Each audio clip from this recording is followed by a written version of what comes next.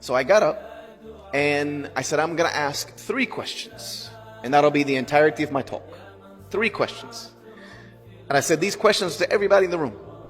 I said, how many of you, because it was filled with, academics, professors, but there's also a lot of Jews and Christians and Muslims, all together.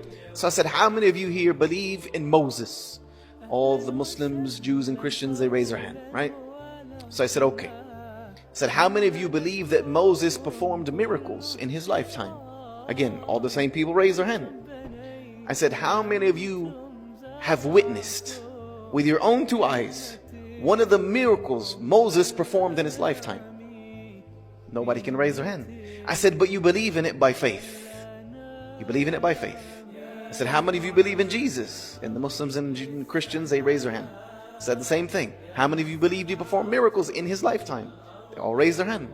I said, how many of you have witnessed one of the miracles he performed in his lifetime with your own 2 eyes? Even the Muslims can't raise their hands. I said, but we believe in it by faith, right?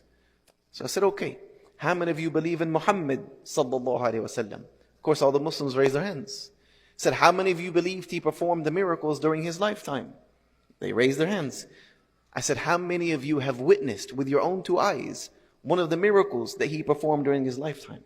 And a few of the Muslims who understood what I was trying to say, they raised their hands. And I raised my hand. And I held this up. I said, here it is. I said, do you want a proof of my faith? I can hand it to you.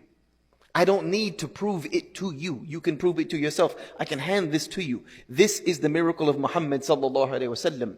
I said, and until you can disprove this book, and it has many challenges in it to disprove it. It tells you to try. It tells you to call everyone you wish to help you. But then it reminds you that when you fail, and you will fail, then fear the fire whose fuel is men and stones. So this is the proof of my religion. And until you can discredit this book, I stand on what I said.